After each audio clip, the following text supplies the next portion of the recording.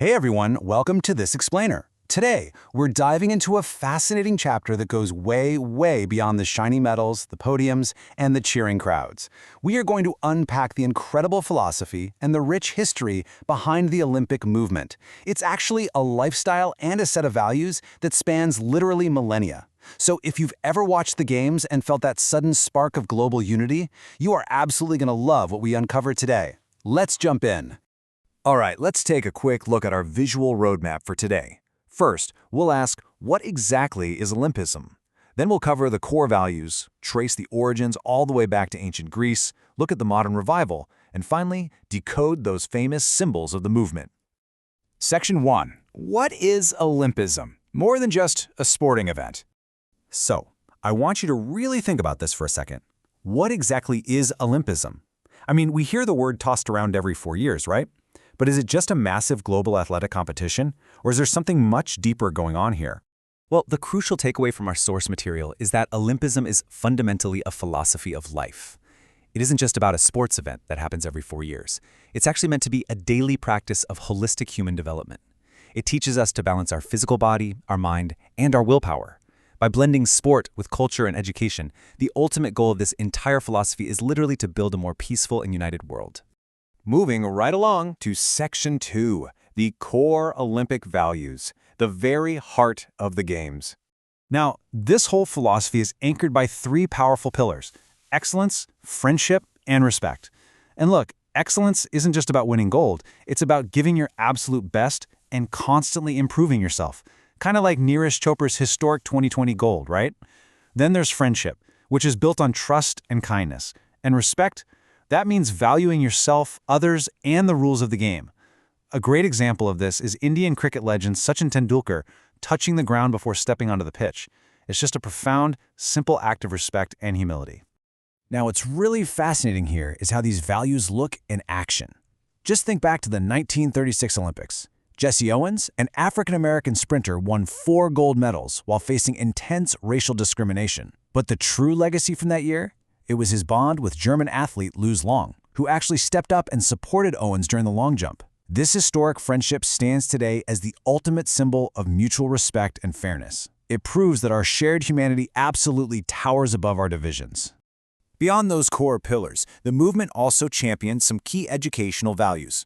First up is the joy of effort. This teaches us to actually find happiness in the process of trying and learning rather than just obsessing over the final score. Then there's fair play, focusing on honesty and equality. And finally, balance.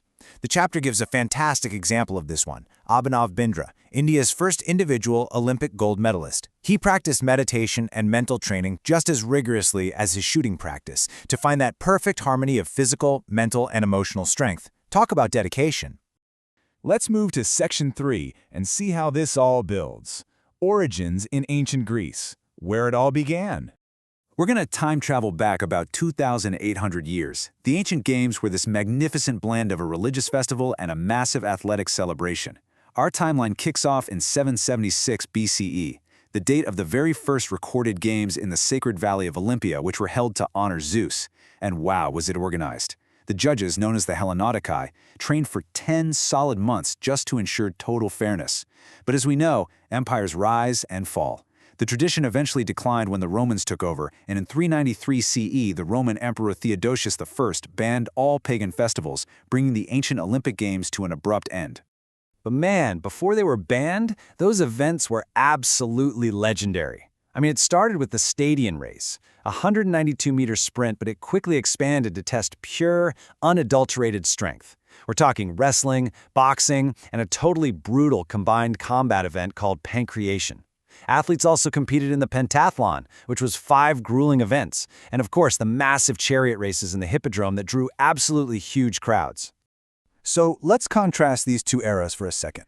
In the ancient games, victors didn't win gold medals or million-dollar sponsorships, no way. They won a simple kotinos, a wreath made of wild olive leaves. The real reward was honor, fame, and achieving what they called arete, or excellence of character. Fast forward to today. Sure, we have global media and shiny medals, but the underlying human spirit driving the modern games, it's basically identical. It's still that same pursuit of peace, excellence, and global unity. All right, on to Section 4, the modern Olympic revival, bringing the flame back. After centuries buried under the sands of time, the ruins of Olympia were finally rediscovered. And this sparked an idea in a French educator named Pierre de Coubertin. He deeply believed that sport could actually unite people and promote peace. Because of his incredible vision, the modern Olympic Games were revived in Athens in 1896. And progress moved surprisingly fast. By 1900 in Paris, women athletes participated for the very first time, showing a real push for equality. Fast forward to 1924, and the movement expanded even further with the introduction of the first ever Winter Olympics. Now, our explainer chapter also proudly highlights India's historic journey within this modern revival, which is just fantastic. In 1900, Norman Pritchard represented India and actually took home 2 silver medals in athletics. Then, by 1927, the Indian National Olympic Committee was officially formed. In 1928, well, that marked the dawn of an absolute golden era. The Indian men's hockey team, led by the legendary Dhyan Chand, won the gold medal in Amsterdam. And get this, that victory kicked off a staggering run of 8 Olympic gold medals for India in hockey between 1928 and 1980, literally a game changer. This brings us to our final part, Section 5, Symbols of the Movement, Visualizing Unity. The core message of Olympism is brilliantly captured in its visual identity. We all know the Olympic rings, right?